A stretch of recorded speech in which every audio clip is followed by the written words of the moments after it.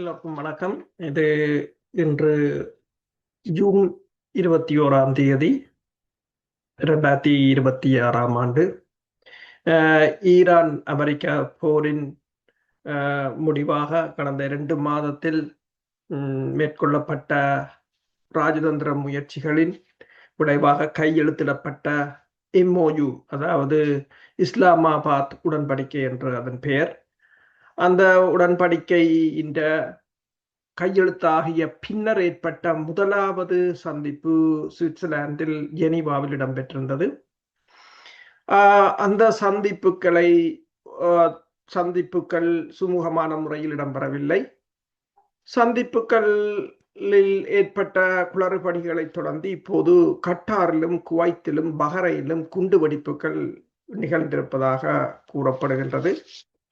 இந்த குண்டுவெடிப்பு தொடர்பான தகவல்கள் இப்போதுதான் வந்திருக்கின்றன. ஆனால் இதில் கூறுகிறார்கள், கட்டாரில் இடம்பெற்ற குண்டுவெடிப்பில் கட்டாரின் தலைநகர் டோஹாவில், அதாவது ரஸ் லஃபான் என்ற உலகிலேயே மிகப்பெரிய கேஸ் பிளான்ட் என்று சொல்றது LNG, அதில் ஏற்பட்ட குண்டு வெடிப்பில் அதில் மிகப்பெரிய ஒரு தீ பரவி எரிந்து கொண்டிருப்பதை பார்க்கக்கூடியதாக இருக்கின்றது. ஏற்கனவே கட்டார் இந்த தாக்குதல்களினால் அதன் LNG உற்பத்தி ஒரு கிட்டத்தட்ட 20% குறைந்திருப்பதாக கூறியிருந்தார்கள். அதை திருத்துவதற்கு 5 வருடங்கள் எடுக்கும் என்ற நிலையில் இப்போது மீண்டும் ஒரு குண்டு வெடித்திருக்கின்றது. ஆனால் பிந்திய தகவல்களில் அதை கூறுகிறார்கள் தொழில்நுட்ப கோளாறு என்று. ஆனால் உண்மையை சொல்லவில்லை. அதே சமயம் பஹ்ரைனிலும் குண்டொன்று வெடித்திருப்பதாக கூறப்படுகின்றது. இதனிடையே குவைத் பகுதியில் இருக்கின்ற இண்டஸ்ட்ரியல் ஃபெசிலிட்டிஸ் என்று சொல்றது தொழிற்பேட்டையில் ஒரு தீ குண்டு வெடித்ததாகவும் தீ இப்போது எரிந்து கொண்டிருப்பதாகவும் கூறப்படுகின்றது. யார் இதை செய்கிறார்கள், என்ன நோக்கம் என்றது ஒரு மிகப்பெரிய ஒரு சிக்கலான விடயம். ஏனென்று சொன்னால் இதுக்கு மொசாட்டின் நடவடிக்கைகள் இருக்கின்றன, ஈரான் நடவடிக்கைகள் இருக்கின்றன, அமெரிக்காவின் புலனாய்வுத்துறையின் நடவடிக்கைகள் இருக்கின்றன என்று பல பிளேயர்ஸ் என்று சொல்றது பலர் இதற்குள் விளையாடி கொண்டிருக்கிறார்கள். ஏற்கனவே இஸ்ரேலின் முன்னாள் பிரதமர் கூறியிருக்கின்றார், UAEயும் இஸ்ரேலும் மிகவும் நெருக்கமாக செயற்படுகிறார்கள். அவர்கள் இருவரும் இணைந்து மிக நெருக்கமாக செயற்பட்டு ஈரானை முறியடிப்பார்கள் என்று கூறியிருக்கிறார். அதே சமயம் இந்த ஹெப்ரு மீடியா இப்போது ஒரு தகவலை வெளியிட்டிருக்கிறது. இஸ்ரேலின் சின்பெட் என்ற சொல்றது அவையந்த ஒரு உள்ளக புலனாய்வுத்துறை அதை சின்பெட் என்று சொல்றது.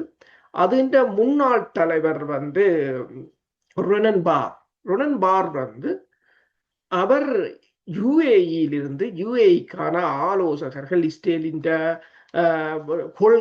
திட்டமிடல், ஈரான் மீதான தாக்குதலுக்கான திட்டமிடலை மேற்கொண்டிருக்கின்ற சமயம் அவரை UAEயிலிருந்து கடத்தி கொண்டு ஈரானுக்கு செல்வதற்கு ஈரான் சிறப்பு படையணி ஒன்று அங்கு செயற்பட்டதாகவும் அந்த முயற்சியை தாங்கள் தடுத்து விட்டதாகவும் இப்போது அந்த ஹிப்ரு மீடியா இஸ்ரேலின் படைத்துறையினரை காரணம் காட்டி இப்போது கூறியிருக்கின்றது. கடந்த வாரம் உங்களுக்கு தெரியும், இஸ்ரேலின் படை தளபதி ஒருவர் கொல்லப்பட்டிருந்தார், லெப்டினன்ட் தர அதிகாரி ஹிஸ்புல்லாக்களின் தாக்குதலில். அதாவது கடந்த 48 மணி நேரத்தில் ஹிஸ்புல்லாக்களின் தாக்குதலில் அதிகளவான இஸ்ரேலிய படையினர் கொல்லப்பட்டதாக கூறப்படுகின்றது. இன்றும் 2 கொல்லப்பட்டதாகவும் அந்த 2 பெயர் விவரங்களையும் இஸ்ரேலிய ஊடகங்கள் வெளியிட்டிருக்கின்றன. இதே சமயம் நீங்கள் பார்த்தீர்கள் என்று சொன்னால், இந்த பேச்சுவார்த்தையில் ஈரானின் தரப்பில் ஈரான் நாடாளுமன்ற பேச்சாளர் தான் அந்த பேச்சுவார்த்தை குழுவுக்கு தலைமை தாங்குகிறார், கலிபாப்பை பொறுத்தவரையில் அவர் முன்னாள் வான்படை தளபதி, நீண்ட காலமாக வான்படையில் இருந்தவர், தெஹ்ரானின் மேயராக இருந்தவர், மாநகர தலைவராக. அது மட்டுமல்லாது ஈரான் காவல்துறையின் பிரதம அதிகாரியாகவும் பங்கு பெற்றவர் தான் இந்த ஹெட். அதற்கு அடுத்ததாக அப்பாஸ் அரக்சி இருக்கிறார், அவர் வெளிவார அமைச்சர். ஹெமாட்டி இருக்கிறார், அவர் சென்ட்ரல் பேங்க், ஈரான் மத்திய வங்கியின் ஆளுநர். அடுத்தது அலி பக்காரி இருக்கிறார். பக்காரி அவர் வந்து அதாவது அணு ஆயுத பேச்சுவார்த்தை பலவற்றில் 2021 ஆண்டு இடம்பெற்ற பேச்சுவார்த்தையிலும் பங்கு பற்றியவர். அவர்தான் ஈரான் குழுவினர். அமெரிக்காவின் குழுவினரை பொறுத்தவரையில் தலைமை தாங்குபவர் வந்து அமெரிக்காவின் துணை அதிபர் ஏடி வான்ஸ். அவருடன் ஜெராட் குஷ்னர், அவர் ட்ரம்பின் மருமகன். அடுத்ததாக ஸ்டீவ் விட்கோஃப், அவர் ஒரு தொழிலதிபர். ஆனால் அதே சமயம் இந்த தடவை மேலும் பலரை போட்டிருக்கிறார்கள். ஜக்கோப் ரீஸ், அவர் வந்து ஏடி வான்ஸின் பிரதம அதிகாரி, சீஃப் ஆஃப் ஸ்டாஃப். அடுத்ததாக டாக்டர் ஆண்டி பெக்கர், அவர் வந்து ஏடி வான்ஸின் அதாவது வைஸ் பிரசிடென்டின் துணை அதிபரின் தேசிய டிப்யூட்டி பிரதி தேசிய பாதுகாப்பு ஆலோசகர். அடுத்ததாக கிளிஃப் சிம்ஸ் இருக்கின்றார். அவர் வந்து துணை அதிபரின் பாதுகாப்பு ஆலோசகர். அடுத்தது நிக் ஸ்டுவர்ட் இருக்கின்றார். அவர் வந்து துணை அதிபரின் மூத்த ஆலோசகர், சீனியர் அட்வைசர். இவர்கள்தான் அமெரிக்காவின் பக்கம் பேச்சுவார்த்தையில் கலந்து கொண்டவர்கள். அதுக்கு மட்டுமல்லாது இந்த பேச்சுவார்த்தைகளுக்காக அனுசரணை வழங்கியதில் பாகிஸ்தான் பிரதமர் ஷெபாஸ் ஷெரீப் போயிருக்கின்றார். பாகிஸ்தானின் இராணுவ தளபதி ஃபீல்ட் மார்ஷல் அசீம் முனீர் போயிருக்கின்றார். அதே போல கட்டாரின் பிரதமரும் அதில் கலந்து கொண்டிருக்கிறார்கள். ஆனால் இந்த பேச்சுவார்த்தை நடைபெற்று கொண்டிருந்த சமயத்தில் ஈரான் வந்து ஹிஸ்புல்லாக்களுக்கான ஆயுத உதவிகளை, நிதி உதவிகளை நிறுத்த வேண்டும், இல்லை என்று சொன்னால் தாங்கள் ஈரானை பலமாக தாக்குவோம் என்று ட்ரம்ப் சோசியல் மீடியாவில் மேற்கொண்ட பதிவு. அதற்கு பிறகு பார்த்தீர்கள் என்று சொன்னால் ஹார்முஸ் நீரிணையை முற்றாக கைப்பற்றுவோம், ஈரானை முற்றாக கைப்பற்றுவோம் என்று ட்ரம்ப் மேற்கொண்ட கருத்துக்கள் வந்து ஈரானுக்கு சினமூட்டியதுடன் ஈரான் என்ன கூறுகிறது என்று சொன்னால், இந்த உடன்படிக்கையின், அதாவது MOU என்று சொல்கின்ற உடன்படிக்கையின் சரத்து 1 ஆர்டிக்கிள் 1 மன்னிக்கவும், சரத்து 2 ஆர்டிக்கிள் 2 படி ஒரு தரப்பு இன்னொரு தரப்பை படைத்துறை ரீதியாக மிரட்ட முடியாது. அப்ப அவ்வாறு மிரட்டியபடியால் தாங்கள் அதுக்கு ஒரு ப்ரொட்டஸ்டாக இந்த பேச்சுவார்த்தைக்கு பின்னர் இடம்பெற்ற அந்த போட்டோ செஷன் என்று சொல்றது, புகைப்படங்கள், மற்றது கைகுலுக்கல்களில் அவர்கள் கலந்து கொள்ளவில்லை என்று கூறப்படுகிறது. அதாவது ஏற்கனவே ஒரு முருகல் நிலை அங்கு ஏற்பட்டிருக்கின்றது. ஆனால் அதற்கு பதிலடியாக கலிபா ஒன்றை கூறியிருக்கின்றார். அமெரிக்க அதிபர் தாக்குதலை தான் நடத்த வேண்டும் என்று சொன்னால் நாங்கள் அதற்கு ரெடியாகத்தான் இருக்கிறோம், எங்களுக்கு தாக்குதல் நடத்துவதில் எந்தவித பிரச்சனையும் இல்லை என்று கூறியிருக்கின்றார்.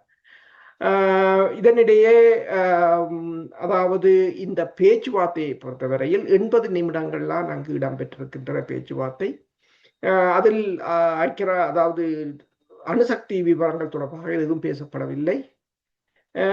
அதாவது இந்த MOUவை எப்படி நடைமுறைப்படுத்துவது என்பது குறித்து தான் பேசப்பட்டிருந்தது. அதிலும் முக்கியமாக இஸ்ரேல் லெபனான் பிரச்சனை தான் அங்கு முக்கியத்துவம் கொடுக்கப்பட்டதாக கூறப்பட்டிருக்கின்றது. ஹார்முஸ் நீரிணையை அதாவது ஈரானின் தெஹ்ரான் பல்கலைக்கழகத்தின் பேராசிரியர் மராண்டி கூறியிருக்கின்றார், ஹார்முஸ் நீரிணையை ஈரான் மூடியதால் தான் பெஞ்சமின் நெத்தனியாகு போர் நிறுத்தத்துக்கு இறங்கி வந்ததாகவும் அதன் பிறகு ஹார்முஸ் நீரிணை திறக்கப்பட்டதாகவும் கூறப்படுகின்றது.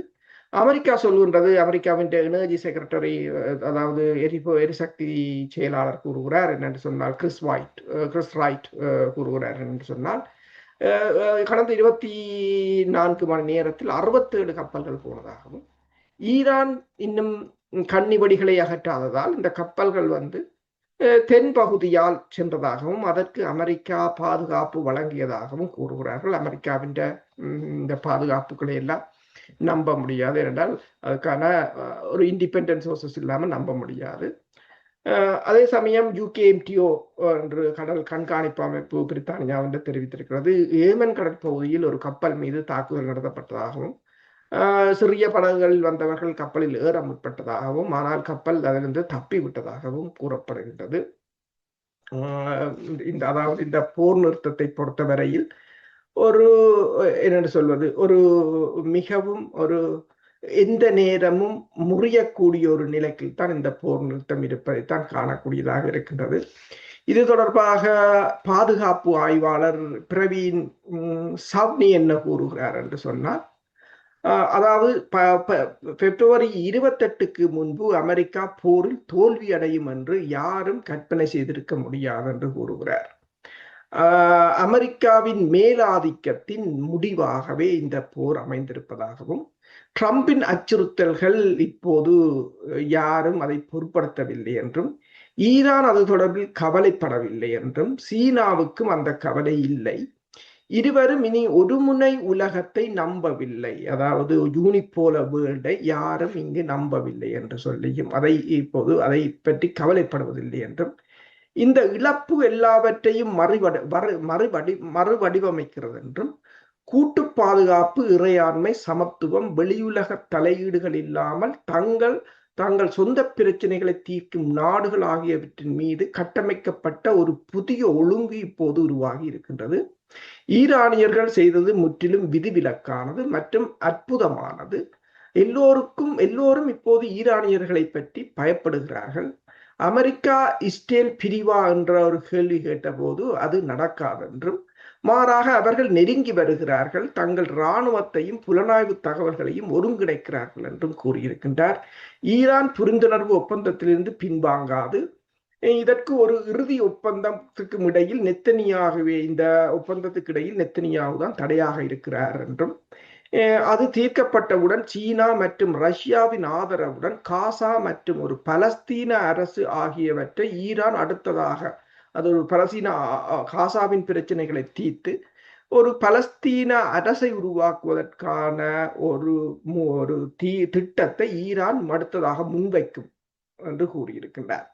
சீனா ஏற்கனவே 2024ஆம் ஆண்டு பெய்ஜிங்கில் கிட்டத்தட்ட 14 பலஸ்தீன குழுக்களை ஒருங்கிணைத்து ஒரு பேச்சுவார்த்தையை நடத்தியிருந்தது. அதன் நோக்கம் 1967 இருந்த எல்லைகளின் அடிப்படையில் இரு அரசுகள் என்ற தீர்வுதான் சீனாவின் அந்த நோக்கமாக இருந்தது. கிழக்கு ஜெருசலேமை தளமாக கொண்ட அந்த இரு தேசங்கள் இருக்கும்.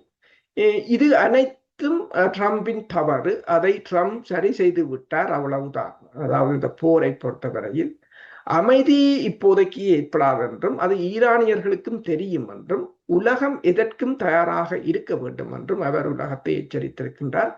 ஆனால் முக்கிய போர் முடிந்து விட்டது.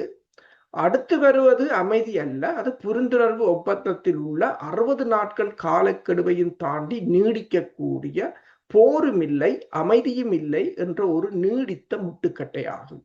நாட்கள் செல்ல செல்ல ட்ரம்ப் தனது நம்பகத்தன்மையை இழந்து வருகிறார். மேலும் புதிய உலக ஒழுங்கு வடிவம் பெறுகின்றது. இது உலகம் இந்த நிலையில் இன்று உலகம் இந்த நிலையில் தான் உள்ளது. சுவிட்சர்லாந்து பேச்சுவார்த்தைகள் இப்போதுதான் தொடங்கியுள்ளன. ஆனால் அமெரிக்கா ஏற்கனவே தோற்றுவிட்டதா என்ற கேள்வி கேட்டபோது, இந்த உச்சி மாநாட்டில் ஈரான் ஏன் அனைத்து சாதகங்களையும் கொண்டுள்ளது என்று ட்ரம்பின் அச்சுறுத்தல்களை மக்கள் நினைப்பது போல் ஈடுபடவில்லை என்றும் கேட்கப்பட்ட போது அவர் கூறினார் என்று சொன்னால், ஒரு அமெரிக்க ஜனாதிபதி இப்படி பேசுவதையோ அல்லது இப்படிப்பட்ட செய்திகளை எழுதுவதையோ யாரும் இதுவரையில் கேட்டதில்லை. அந்த மனிதர் அடிப்படையில் மிகவும் மன உளைச்சலில் இருக்கிறார். அமெரிக்கா, கத்தார் மற்றும் பாகிஸ்தான் குழுக்களுடன் புகைப்படம் எடுத்துக்கொள்ள ஈரானியர்களின் உயர்மட்ட பேச்சுவார்த்தையாளர்கள் மறுத்துவிட்டது என்பதும் இப்போது எல்லாருக்கும் தெரிந்தது. மேலும் ஈரான் அணு ஆயுதத்தை விரும்பவில்லை என்றும், ஏனெனில் அது சீனா, ரஷ்யா மற்றும் பாகிஸ்தானுடன் ஒரு கட்டமைத்து வரும் பிராந்திய கூட்டணியை சிதைத்துவிடும் அந்த அணு ஆயுதத்தை வைத்திருப்பது என்று ஈரான் நம்புகிறது என்றும் கூறியிருக்கின்றார். உண்மையாகவே தற்போதைய நிலவரம் குறித்து நான் கேட்டதிலேயே மிக தெளிவான விளக்கம் இது என்று அதை இந்த பதிலை கேட்டவர்கள் கூறியிருக்கின்றார்கள். ஆனால் அதே சமயம் இந்த பேச்சுவார்த்தைகளை பொறுத்தவரையில் AFP இப்போது கூறியிருக்கின்றது, இந்த பேச்சுவார்த்தைகள் மீண்டும் தொடர்கின்றது என்று கூறியிருக்கின்றது. ட்ரம்பை பொறுத்தவரையில் அவர் அடிக்கடி இவ்வாறுதான் எழுதுவதுண்டு. பிறகு தான் எழுதினதையே மறுதளிப்பதும் உண்டு. ஆனால் இதில் முக்கிய பிரச்சனையாக இருப்பது தற்போது இஸ்ரேல் தான். நெத்தனியாவை பொறுத்தவரையில் அவர் இந்த போரை எவ்வாறாயினும், இந்த போர் நிறுத்தத்தை அல்லது உடன்பாட்டை எவ்வாறாயினும் குழப்பிவிட வேண்டும் என்பது அவரது கனவாக இருக்கின்றது.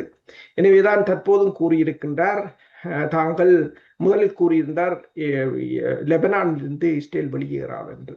ஆனால் இப்போது கூறியிருக்கின்றார் ஒரு சில பகுதியிலிருந்து தாங்கள் வெளியேறப் போவதாகவும், அந்த பெர்ஃபோர்ட் காசில் என்று சொல்கின்றது, அந்த பெர்ஃபோர்ட் காசிலில் இருந்து மற்றும் சில இடங்களிலிருந்து இஸ்ரேல் வெளியேறும் என்று கூறியிருக்கின்றார்கள். ஆனால் ஈரான் கூறியிருக்கின்றது அடுத்து வரும் பேச்சுவார்த்தைகளை ஆரம்பிக்க வேண்டும் என்று சொன்னால் இஸ்ரேல் முற்றாக லெபனானிலிருந்து வெளியேற வேண்டும் என்பதுதான் அவர்களுடைய கருத்தாக இருக்கின்றது. இது தொடர்பாக அதாவது ஹென்றி கிசிங்கர் 1992 கூறியதை இங்கு கூறி இதை முடிக்கலாம். அவர் ஒன்றை கூறியிருந்தார், ஒரு புதிய உலக ஒழுங்கு நிறுவப்படும், அது அறிவுசார் மற்றும் அறநெறியின் பார்வையின் விளைவாகவும் அதன் ஊடாகன ஒரு திட்டமிடலின் ஊடாகவும் உருவாகுமா அல்லது தொடர்ச்சியான பேரழிவுகளால் மனித குலத்தின் மீது திணிக்கப்படுமா என்பதுதான் கேள்வி என்று அவர் புதிய உலக ஒழுங்கு குறித்து 1992 எழுதிய போது கூறியிருந்தார். ஆனால் இப்போது நடக்கின்ற சம்பவங்களை பார்த்தால் இரண்டாவது தெரிவு மட்டுமே யதார்த்தமாக உள்ளது போல் இருக்கின்றது. நாங்கள் மேலதிக தகவல்களை அடுத்த பதிவில் பார்ப்போம். அதுவரை நன்றி.